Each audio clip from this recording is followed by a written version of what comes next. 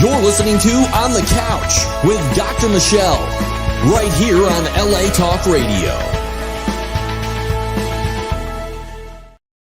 Hey, everybody. Welcome to my couch, as you always are. And this time we're doing Wednesdays, 11 in the morning, Pacific Standard Time, and wherever you're at. And we always talk about ways to help you. And I always provide amazing guests to help you understand really how to work through some of your own issues. It's spiritual, psychological, fascinating work. And today is no exception because I have an amazing guest, which we'll bring on in just a bit. But if you'd like to heal your past trauma, I mean, we all have trauma, right? In some way. And some say they have more trauma than others, and that is indeed true. But we all have to overcome some stuff in our life, no matter what portion of our lives it hits us, usually in the early environment. But if you'd like to eliminate some of those toxic emotions and negative thoughts that you've had about yourself, you beat yourself up a lot. And also if you'd like to eliminate some of those thoughts you have about others or dealing with people who are, as we say, toxic, I guess. But whatever types of trauma that you've had to cope with and however you've tried to compensate for those traumatic times in your life. As I said, today I'm going to be talking with an expert about these issues so you can have a happier life, basically, and get to healing your inner self. That's what it's all about, right? It's not narcissistic. It's take care of yourself first, and then we'll be great for others. So let's get to it. Let's bring her on. My special guest is Leah Guy. Hey, Leah. Hi. Great to be here. Thank you for coming on the couch today. I really appreciate it. I'm happy to be here. Oh, well, happy to have you. And, you know, your book was wonderful. And by the way, I would really recommend it for everyone. I mean everyone, because we've all had some sort of trauma in our lives. And you know, it's called, by the way, Overcoming Toxic Emotions. And then the underscore, understand emotional imprints to create happy, healthy relationships with yourself and others. And that's what it's all about, right, Leah? It is what it's all about. Yes. And we all have toxic emotions at some point in our lives, most of the time. Exactly. We just want to make sure that we don't carry those forward into the rest of our lives. Boy, is that true. All right, let me go ahead and give viewers as much information as I can. As I say, usually it would take about half an hour to talk about your complete background and bio because you've done so much and you continue to do so much for other people. But you are considered, I think, a new thought leader. And for over 2 decades, you've been an expert in emotional healing and personal development. And as an author, you've written 3 books, and I know you're working on your 4th right now. She's also a television talk show host, motivational speaker, and intuitive spiritual healer, helping thousands of people over the past couple of decades to get their lives together.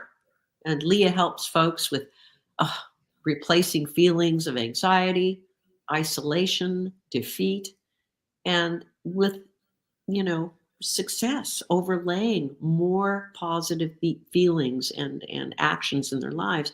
So success and love and happiness. And today, like I said, we're talking about her latest book, Overcoming Toxic Emotions. So, wow. I mean, I think that's the biggie. I know that is. And I know for you and your private practice as well.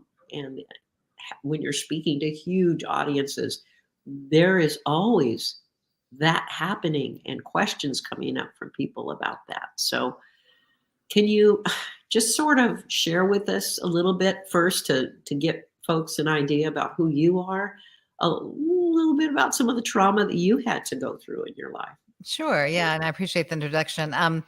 I come to my work with a passion for healing and spirituality, but I also come to it with a lot of experience, personal experience. And I think, I'm sure many, many times on your show, you've identified and defined trauma, but I'll just remind listeners this time about the definition that I use is any event or experience that was too overwhelming to process in that moment. It has a different effect on our brain. It's a traumatic experience. Right. And I think by and large, there's many people who kind of don't even define or relate to the word trauma if they haven't had something massive happen. Right. And we need to really look at that differently.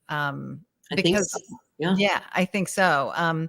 So in my life, I had a typical upbringing from Kentucky and 2 wonderful parents and a sister and everything that we needed. But there was, dysfunction in the family, and eventually my parents divorced. And that same year my parents divorced, my aunt was murdered. Oh my gosh. Yes. I know it was a really difficult year. And then throughout the time around then, I developed an anxiety issue and an eating disorder, and later then a drinking issue. And then I went through a sexual assault. I was raped when I was 21 years old. Oh, yeah. And so, it's through those circumstances that I was very eager to find relief for myself. Oh my goodness, honey, of course. And those are ways of coping. I mean, that's exactly what it is how do we cope with such trauma in our lives? And you are young, and you were really young when all this stuff sort of unfolded. So you had to grow up, I guess, and cope really quickly with what you were dealing with and seeing and feeling, and probably not understanding a lot of what's going on. And these feelings are overwhelming and horrible. So, what does toxic emotions mean, to you that you could share with other folks? I mean, what are those toxic emotions that a lot of us have? Well, I think any emotion on its own, there's no bad emotion. They're all normal emotions. Yeah. It's when we don't process the challenging emotions that they become toxic. So anger is a legitimate emotion and one that we all need and have access to. But there's a difference of being angry in the moment if a circumstance has happened to us versus being angry about something that happened 6 months ago or 6 years ago, Right. And as we know, anger can turn into other emotions, resentment and so forth. Yeah. So these toxic emotions are ones that we've been repressing and holding, and they start to undermine our peace and our happiness and our physical health and our mental health and our relationships and everything else. So it's really important that we learn how to process our emotions. Right, exactly. And do you think most of us turn those negative emotions inside first? I mean, what did I do? Or, I mean, especially as children, right? Young folks, we go, oh, what can I do to, make things better for everyone else? Or do much of the time we do that as littler ones? Yeah, I think children kind of interpret problems as they're part of it. That's kind of, a first way that we go. But it's interesting. I talk a lot in my book about core wounds and the imprints that we have from our early developmental years. And under my observation, and, again, that's my observation, but there's 3 major ones that we develop: either a shame wound or a guilt wound or a fear wound. And the fear wound is also I'm not sure I belong here kind of thing, So most people kind of, it filters into one of those directions, it seems. Sure. And sometimes, and everybody, like you said, handles that trauma differently, whether, whatever it might be. And they, feel guilty, or they want to shut down and not feel at all, or, they just feel like they're victims in their lives, and they're just, their mood swings and, everything else or overcompensation by trying to be that happy, peppy person that pleases everyone else. And, and all the while. So, how would you also define, so we're talking about some of our toxic emotions and thoughts, and how about toxic people for us? I know you dedicate a lot of that in your book too, to kind of deal with the toxic. What is that about? I mean, that's such a catchphrase now. It's toxic people. I was in a toxic relationship, you know. I know. How do you define some of those characteristics in people? Yeah, I've kind of grown tired, weary of the word toxic, in fact. No, I know, but it's real. I mean, it's a deal. It is, yes. Well, there's certainly toxicity. I think in all of us, okay, there's just, we all have a shadow side. We all have parts of Right. us that we don't want to look at. We're not comfortable with the parts of us that we don't want to reveal to everyone. And it takes great vulnerability to reveal it to ourselves and to other people. Right. And often we find ourselves in relationships where we're triggering one another constantly, or Right. we're mirroring each other's shadow parts instead of the healthier, higher self parts. Or we're just unfortunately maybe in family environments where we're with negative Nelly all the time. Right. Right. These are real scenarios, but I think that we focus too much on other people. That's my Yeah. belief, right? Yeah. I agree. Yep. And when we Instead of going within, right? Yeah, it's not about the other person and how they think and what they do and who they are. It's about how are you responding? How are you staying boundaried? How are you taking care of yourself? How are you not being the victim? How are you not blaming? So Right. actually, when I wrote the last book, I was a little bit nervous about the topic because Hmm. I think it's hard for people to actually take ownership for their stuff. You know, we'll go to the bookstore and buy the book about, oh, let me buy the book about the narcissist because my mother or my boyfriend or my friend or whoever, Right. Right. you know, I want to learn more about them. But it's harder to go buy a book that's like, okay, I have this, you know, That's right. It is. and I need to look at this. Yes. Right. Right. And I think, books that talk about, attachment issues, and all that people can relate to. Oh, well, I'm fearful because of that. And that's sort of baby stepping into it. But your book, which I really appreciate, Overcoming Toxic Emotions, really goes beyond that. And of course, we can understand why we have avoidant attachment disorder because we got hurt. We don't want to get hurt again. And we feel that we have to have our walls up. But your book gets into it and really helps people work on their own inner self, which I really appreciate. And I think we'll get into more mindful tools in just a bit. But I really am on the same page with you when you talk about emotional imprints or things that have controlled our lives. And thank you for sharing your emotional imprints and your trauma with us. But can you elaborate a little bit more on what those emotional imprints are? Sure. So in the first 7-8 years, as you well know, that we're absorbing information from everywhere. And the information that we take in, it can be anything from how broccoli tastes to how someone Right, looks at me, this person looks at me and that means that. Men mean this, fathers mean that, mothers feel like this. Everything we're taking in, we're making discernments of who we are in relation to all these things and whether we like them or not. And also how it feels to us, And Right. so these imprints, whether they are accurate or not, it's not important. And that's why to me, it's helpful to understand our stories. It's helpful to understand all the characters in our story. Right. But Right. understanding them cognitively and feeling and owning and recognizing the feeling state and the energetic state that it has left us in, those are two different things. Yeah. What my book is aimed to do is to help a person take full ownership of how they are now based on, yes, their environment, their circumstances, their imprints, but not to use that as the reason why, but just to understand how we've been. I'll just talk about how our frequency has been, right? Right. How our energy has been, how we've been attracting, manifesting, and experiencing our reality for our whole life.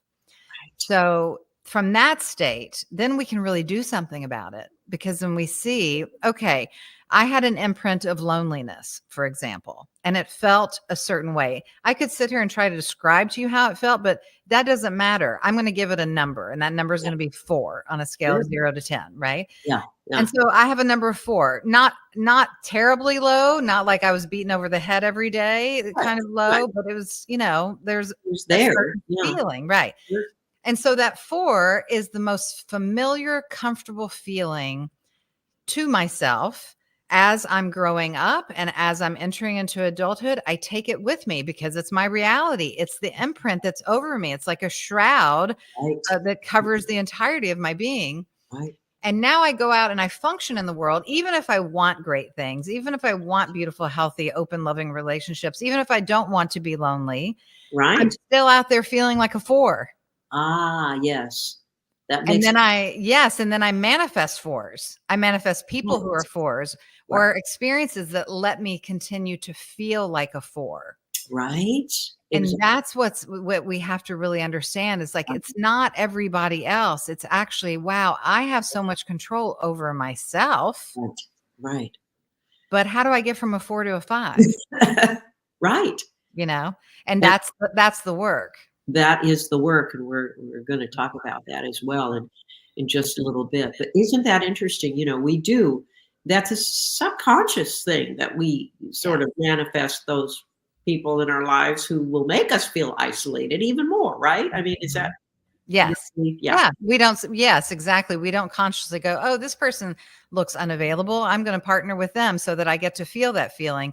It's like Ooh. honing devices, Oh, energetically, we like honing in on the people and it's not a 1-for-1 ratio either. It can be a job scenario that, yeah. all of a sudden I'm in the corner position and not many people are social and, I'm not being satisfied. It doesn't have to be to 1-to-1 ratio. It's just, oh, here it is again. And I Right. know so many people are like, I just keep repeating my life. I keep Right. repeating relationships. I keep Mhm. having the Mhm. same feeling over and over and over again. And that's what this book is for. Oh, it's so true. And a lot of people, do. I mean, there it comes to consciousness. Why me? It's sort of a victimization. And I'm not putting anybody down because if they keep repeating the same habits or attracting the same people or, doing what they do, feeling so bad about, I'm an isolated person. They put labels on themselves and they feel really bad. And then I really get it, and that's tough, but you help them break out of that and understand their inner self and what they can do, to help themselves better. To your point of, manifesting, and I know you studied quantum healing and the universe of quantum consciousness. So, do you suppose that we're putting out those vibes as well? So people are picking up and saying, "Oh, that person, I am right there. I can really control this person who feels isolated." Are we putting out that energy to where people are coming to us and subconsciously maybe on their part and saying, "Oh, goody, I've got someone here I can manipulate," or whatever that might be? Yeah, I think we're totally emitting that energy. As far as the other person honing in on that, I think it's also very subconscious and not even in one's awareness, but this is how the pattern, the dance, the dynamic gets Right. initiated. It's like we can suss it out. When we do our healing work, whether you're working on spiritual work or emotional healing, trauma healing, intuition, whatever it is, mindfulness, this is one of the greatest reasons that I believe that we should be doing this work is Yes. because when we recognize that we do have so much more control over our lives Yeah. and we can't control a lot of things. I mean, we just can't. However, we are part of the one Right. mind, we're part of Right. the oneness, all that, right? Yep. But if I recognize that, what I'm emitting by what I'm thinking about constantly, about how I'm emotionally feeling, about how my energy state is, everyone around me is picking that up. Now, Yes. whether they're sensitive to it or not, who knows? Right. But we're going to find each other. Energy Right. attracts energy. Exactly. Yeah. And so that gives us great hope, though, too, is that, oh, well, if I can tweak my energy a bit, if I can work on that victim stuff is really crucial. But if I can work on myself in a way to where, okay, maybe I don't feel like a 4, but this month I can get up to maybe a 4.5, even that it's Yes. substantial. All of a sudden Yeah. you find new people in your life, new opportunities arise, knocks on the door is like, hi. And the Right. quality of it all is better, right? Right. So we see Exactly. ourselves in our environment all the time. That Right. is what we're seeing. We're seeing ourselves. It makes so much sense. And maybe now we can just you could share a little bit about some of the mindful healing tools that you talk about in your book, which is amazing. Overcoming toxic emotions. It's everywhere, by the way. We'll give you her website just a little bit as well. But so, what are some of the mindful healing tools that you use? And we'll talk about those other healing tools as well. Yeah. Well, in the book, I talk about how to set boundaries. We know that's probably one of Oh the yeah, fundamental ways, right? right. I also talk about inner child work and the importance of that, which I also think is crucial. Yes. And, really understanding what loving oneself is. But I'm going to go beyond the book, even though I do mention the book. It's Sure. about learning how to trust yourself.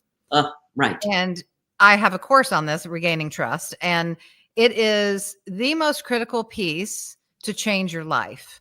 Because if we don't trust ourselves, then we are, one, giving our energy away to people that don't Yes. need our energy. Right. We are waiting for a validation and to be okay and our worth and everything to be provided to us by other people in the world. We are disempowered from who we are. So Yeah. this trust piece is so critical. And Yes. everyone's worried about trusting other people. They're worried about getting hurt in relationships. They're worried about Right. somebody stealing from them. I'm like, no. Hold up. Do you trust yourself? Right.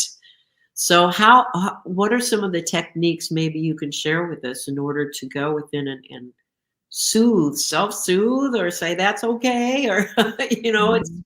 you made a mistake this time, but let's change it, or Yeah. So I call them in my book micro steps because I don't believe there's any big leaps that we can truly make. Sometimes there's spontaneous healing. Sometimes yeah. there's like big light bulb moments that go off and go, oh my gosh, I just got it. Yeah. Most of the time it's micro steps, and those micro steps can be it's the silent, small conversations that we have with ourselves. That's a good place to start. Yes. And when we recognize the negative patterns that we're on, if we can just pause, and you don't even have to do anything, let's just start with a pause. We don't need to freak out. We don't need to judge ourselves. We don't need to do anything, but just pause and recognize, oh, Right. wow, there's a part of me that's really been hurting and feels really small. I wonder if that's my inner child. I wonder if that's from this part of my life or this story. Yes. How could I be kind Exactly. to myself in this moment? How could I be kind to myself in this moment? And that simple Yes. question, it's a game changer. You could be having a terrible day and all this pressure on Yes, you it and all sure this worry, right? And it's like, what would be kind? Right? You know what? I need a cup of tea. That would be kind to me. Or I'm going to take a 10-minute break right now. That would be kind. Or I'm going to call my Yes. best friend and just decompress with them. And, whatever it is, Yeah. it's different for everyone. It's Right. these little micro steps. Yes. And when we show up for ourselves in those consistent small ways, it's like we're rewriting our DNA, RNA imprints. It's like Yes. we're really kind of recoding who we are. We are. Right. Right. So we have to overlay those old neural patterns of being the victim or in isolation or feeling not enough of enough, or whatever that is. We have to overlay that with those micro steps, and that Yeah. does help. It does, because what we're doing there is we're becoming conscious where we were otherwise unconscious. Ah, We're always acting, not always, we're like 95% of the time acting out of our subconscious mind. We get up in the morning and it's go. And as right. long as things feel familiar to ourselves, then we believe, okay, here I am. But all that is just a system operating from the past, from our subconscious. Yes. We Right. have to come into the conscious and go, my mind, my body is greater than what was before me. And so I have the choice and the power in this moment to do something differently. Right. And those micro steps, I think, as you are teaching and sharing in your book as well and in your work, I think a lot of people find that a little bit easier, because you can't just flip a switch and say, okay, I'm going to think wonderful thoughts, and No. I'm going to immediately eliminate those toxic feelings about myself. No. You know? Honestly, I don't want to poo-poo anything, but I am not a huge fan of like daily affirmations. I Oh, think I agree. I'm yeah, with they're you. sweet and they're nice, whatever. But I am a fan of, let's reduce the conflict inside. Exactly. Let's reduce the Exactly. conflict, because if Exactly. there's war inside, then Yeah. that's going to occupy all of our energy. So let's reduce that. So, what are some of the other ways that we can reduce that daily conflict within us? Well, I think one way is to get really honest and authentic with ourselves. All this I'm talking about is with the relationship with self. It's not about we don't want to worry about the outside world right now. This is trying to retune and reframe how we function. So the amount of times that people lie to themselves, they live in this illusion of whatever. They're constantly outside of themselves. If we can stay embodied in this moment and be truthful about who we are, what we need, and what we want right now, and not draw from who others think we are, what others expect us to be, what we were yesterday, how we felt 2 weeks ago. We have a fresh canvas every breath. Goodness. And this is why people do meditations and so forth, for one of the reasons, right? Sure. So in that way, it's like, how am I being dishonest to myself or hiding myself? And people who are dealing with addictions or what have you, in the same way of, let's not look at the people outside. Let's not even look at the addiction right now. Can you get into harmony with whatever you are doing? Right. And that will eliminate the power of that substance, idea, thought, behavior. It'll cut it in half. Just get in harmony with it. You know what? I know this maybe is not great for me, but I'm going to do it because I enjoy it and whatever. And I'm not going to be in conflict with it. And I'm consciously going to, do the thing. Okay. Still doing it, but are you in a better relationship with it? Let's go there first. Right. So this honesty and authenticity piece is really critical, I think. And it's hard. It's hard. It's amazing how hard it is, even with ourselves. Oh, it's so true. I agree, Leah. And do you think that because that's a lot of the shame that we carry within ourselves, I shouldn't be doing this, or I should. So to your point of, being okay with keeping it real and saying, yeah, I do this and I'm kind of enjoying it, and I've got to figure out how it's not serving me, I guess. Yeah, right. I do. I think we're programmed, we all know things that are good, bad for us, what have you, physically. But a lot of people have different beliefs, but we're so programmed to, I should look like this, I should be like this, I shouldn't do this. It's just a way of self-punishment. That's what I believe. It's just when we don't have the trigger to help us feel like a 4, whatever the lower vibrational state is from our core wounds, until we get conscious about this and really, get the hang of it, we're going to do things that continue to allow us to punish ourselves. So it's just like it's a self-sabotaging, self-punishment mechanism to keep us feeling a certain way. And that's beautiful in your book, Overcoming Toxic Emotions, about, how we can do those things and also be, like you said, mindful of, we keep going there. And I to your point about affirmations, I've had people come to me and I worked with them, and they, I'm on podcasts and I'm doing my affirmations every morning, and I am wealthy, I am abundant, I am happy. And I say them like 3 times a day, and I have like 5 main affirmations, but nothing's happening after 6 months. And, I say, well, do you believe those things? Right. There's not a magical, Tinkerbell that's going to come down with a wand and say, you are happy. You have to really go within, like you said, and embrace that. How am I happy? Right. Like you said, there's a scale, and or why am I really abundant? How can I be okay with it, and then work through creating that abundance? So it's taking those actions to do whatever you need to do. It's just I'm with you on that. It's just not repeating and about the Institute of Heart Math and how we have to combine the heart and the feeling and embrace our own sense of well-being. How can we set better boundaries with people? I know this is an issue that I have with a lot of folks who come to talk to me. Yeah. They feel guilty, I know. I think that a way to work on this is to remember that we're setting boundaries for ourselves. We're not setting boundaries for other people. We're not building walls. We're not keeping them out. We're not proving a point. We're not showing them who we are. It has nothing to do with anything except for, this is what I need to operate safely, healthily, consistently in my life. Right. And I'm going to do this for me, and I'm going to share that with you so that we can actually be closer and more intimate and know each other better. And I'd love to know your boundaries. And it becomes so clear once we do that, but it's hard to sustain boundaries for ourselves if we have these core wounds, these guilt imprints or shame imprints. Right. But if I'm doing this for me, then where's the guilt? There should be no guilt when we're taking excellent care of ourselves. You know, if I need to go to bed at 9 o'clock, and if you need to go to bed at 11 o'clock, do you, but don't wake me up. Right. Yeah, it's not going to work if you're going to interfere with this, right? So I think that's a big perspective shift for a lot of people. Is it's not about how to keep people, controlled or behaving correctly for us. It's about, no, this is actually how I'm going to go in my life. And I welcome you in all the places that there's entry points. Right. Exactly. Oh, that makes a lot of sense. Beautifully said.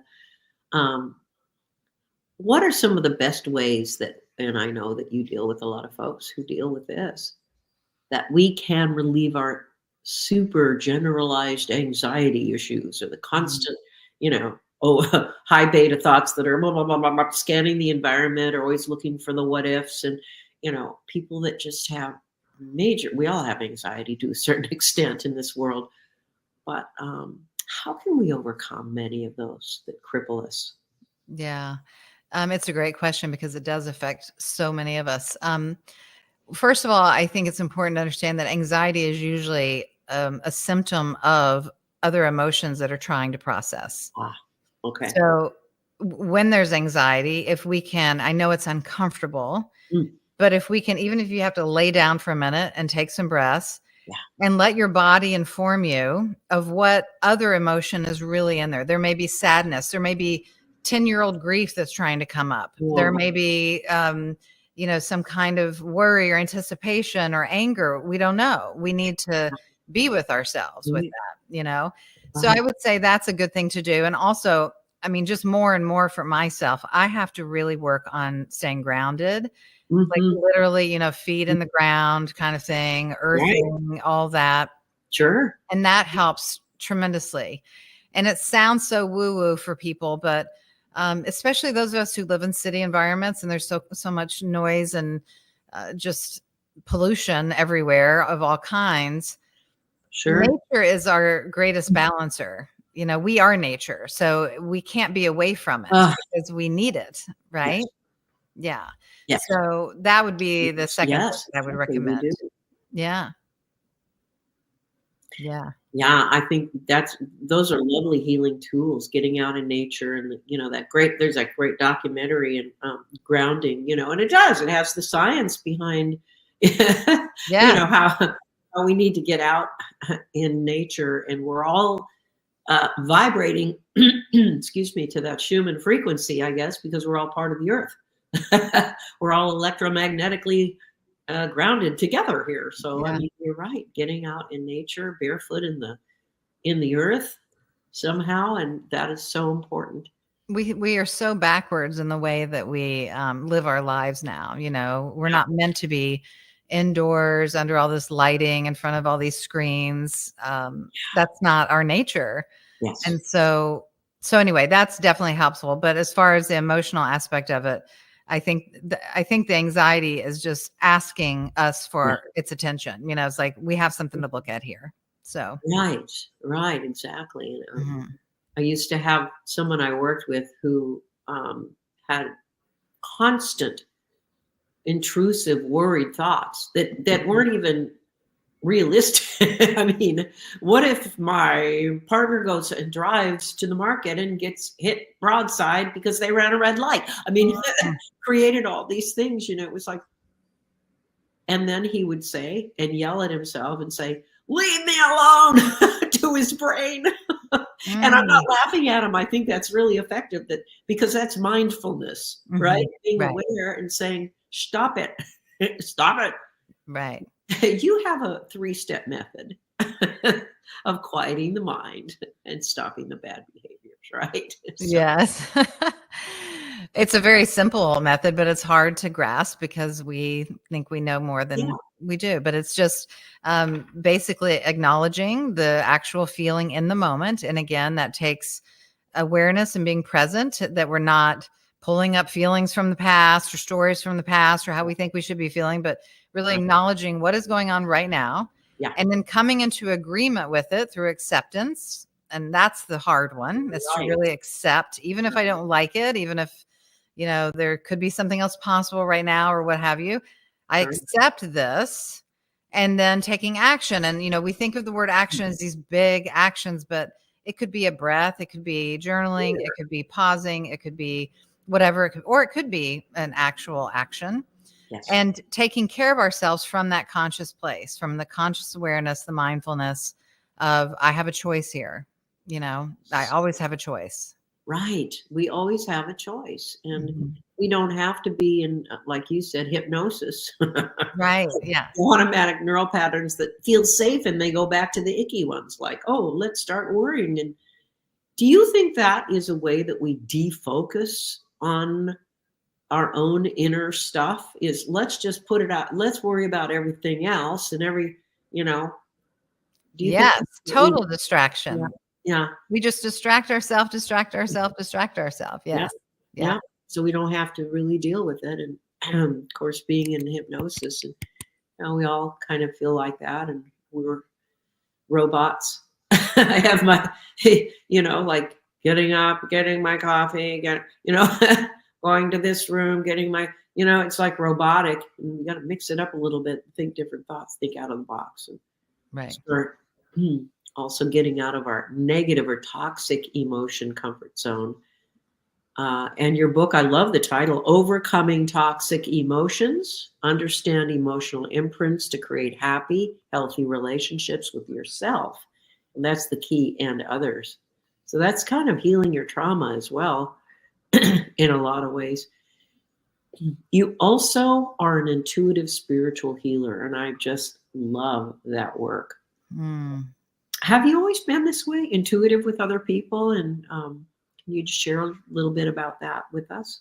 Yeah, I feel like I have. I think a lot of young people have incidents of seeing and hearing and knowing, and then we kind of get away from that for a while. And I believe we're all intuitive, but yes, I've been connected to it most all of my life. Of course, there were years where I was derailed and not paying attention and what have you. But for me, it is, I love that work, and it's the most peaceful, joyous, blissful, beautiful work that there is. So, yeah. Well, so you've always been, you really pick up on people's energies and sort of feel who they are. And you always have since you were really young. So when you're talking about energy medicine, how do you define that? Well, I studied energy healing when it was probably almost 30 years ago. And it wasn't Reiki or any of those kinds of things, but it was similar in the sense of energy. I see everything as energy. Everything that we do, everything we feel, and who we are is energy. So when I do hands-on work, which is less now, but when I do hands-on work with people, it's helping balance, clear, and connect energy lines and meridians and so forth. It's helping a person understand where their energetic and emotional blocks are, or where they're holding patterns.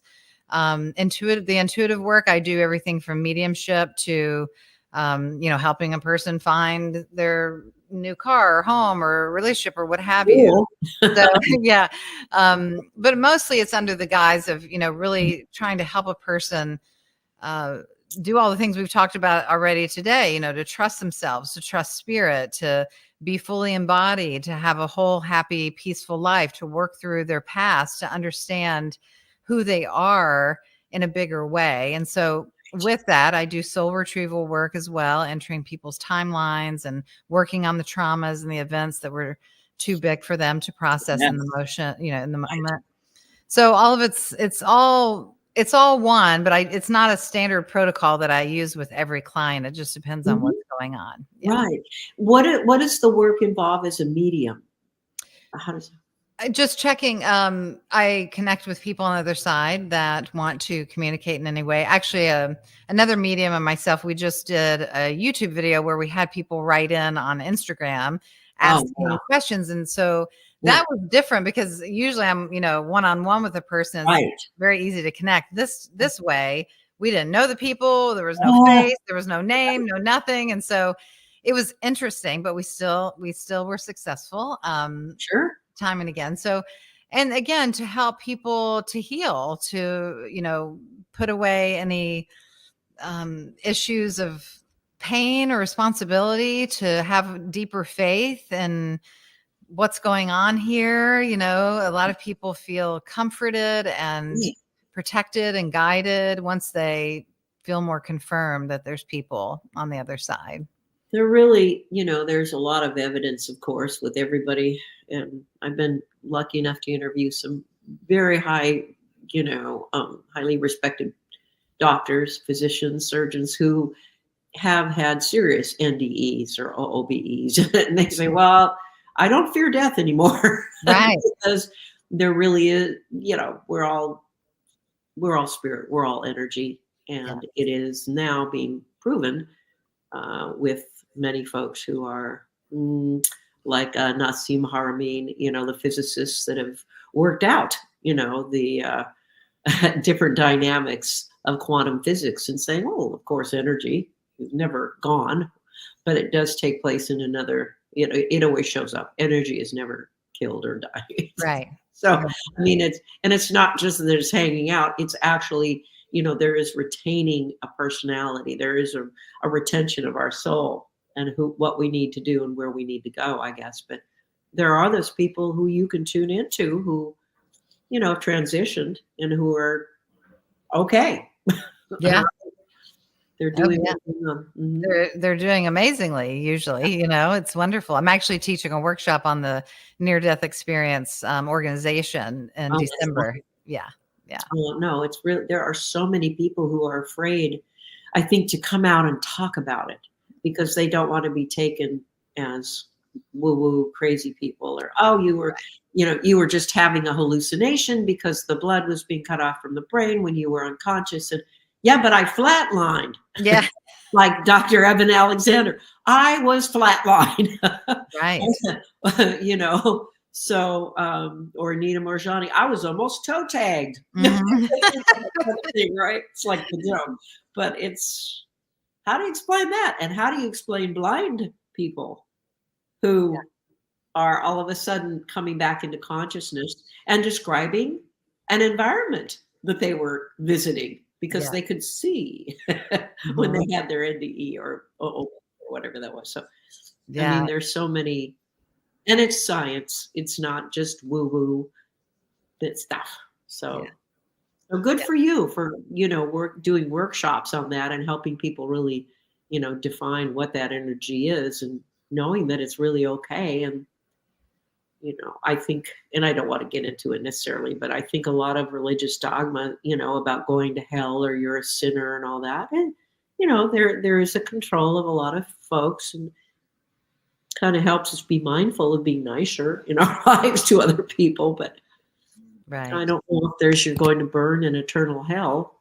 From everyone I've interviewed, I don't know of anybody who's done that yet. Yeah, I haven't seen that in a reading. I don't know. Maybe that's hidden from us, but I agree. Huh. Really neat.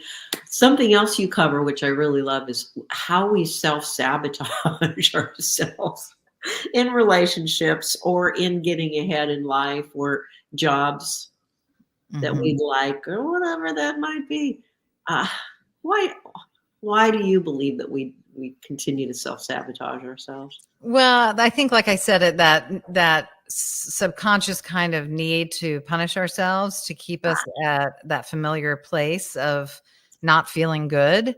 If we're used to having someone else or something else kind of represent that for us, and then that goes away, well, we have to keep proving to ourselves, oh, I'm not worthy. I should feel guilty. I should feel bad. I should feel small, all this kind of stuff.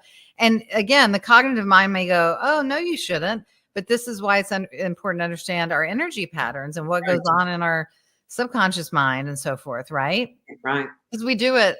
We do it. And, we say all these things, and yes, they're 100% true. And we are humans here in this limited dimension. There's no perfection. And I think that's what, I see like three different types of people: the people that think that people can't change or heal, the Right. people that only want to change or heal if it's going to happen right now, and then those people who realize, oh, this is all a process and we're not looking for any end result. Right. Because we're always on the spectrum. We're always on this polarity. We will never get off of it as long as we are alive, Right. Exactly. So we're going to struggle with ourselves. We're going to struggle with the world. We're going to struggle with different things and relationships and people and food and everything, because we're in an energy dynamic of struggle, not fully, but partially. Right. We're in that polarity. Right. No, So we always are in the inner struggle. And of course, as you point out in your wonderful book, it's all lessons. That's why it's so cool to be here in this three-dimensional, bodies. It's all about lessons and interacting. And then we have, the hippocampus and the amygdala, which retains the memories of those things and traumas. And it's all about lessons. And we have to take our time and be patient with ourselves to learn these things. And I did it again, oops, I did it again. I found that person that was toxic to me, or I'm carrying around these toxic, angry feelings. And it's like, it's okay. We needed to experience this again, I guess. yeah. You decide no more, or let me just take a look at how I could make my life better. Yeah. Yeah. I know it is hard. It's a hard pill to swallow, but as I always say, we get the medicine until we don't need the medicine any longer, Yeah. and then we can put it down. But sometimes we need that medicine for the majority of our lives. And then all of a sudden we come to peace with it. We understand it. We don't need that anymore. Boy, And until we do, we just go through it.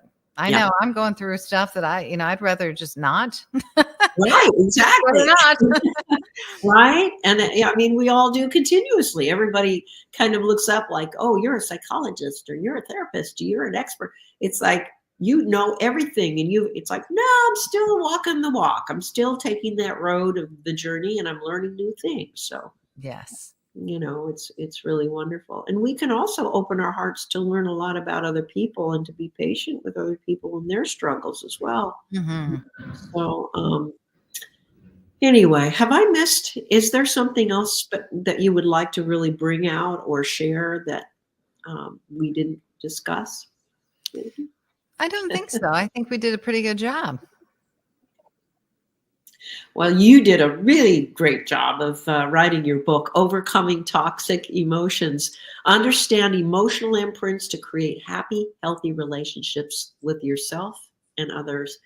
And Leah Guy, you are an inspiration, and I love your work. And I really encourage everybody to go onto your website, which is LeahGuy.com. That's LeahGuy.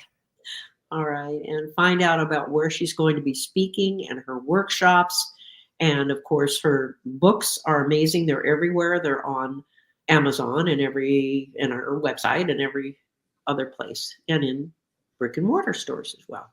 So Overcoming Toxic Emotions. I think we're all focused on how to do that and make our lives better. And you really nailed it in your book. And I appreciate you. Thank you. Thanks for having me on. You're welcome, Leah. Thanks, and have a beautiful rest of your week. Thank you. You too. Okay. Thanks. Bye-bye. All right, everybody. Thanks for joining me here on the couch. If you have any questions or comments, you can email me straighttalkdoc@gmail.com, straighttalkdoc@gmail.com. I know it's long, but it's getting the point across that all you have to do is reach out, let me know what you're thinking. And if you have any questions about, overcoming toxic relationships and emotions, just check out Leah Guy's book, because it's really helpful. All right. do think and take care of yourself first, and then you'll be great for other people in the world, and that's the way it works. I appreciate you listening today, and next week on the couch, another wonderful guest. We're going to be talking about healing yourself within and really understanding why you had such poor relationships with others and your own suffering. Thanks for listening. Bye.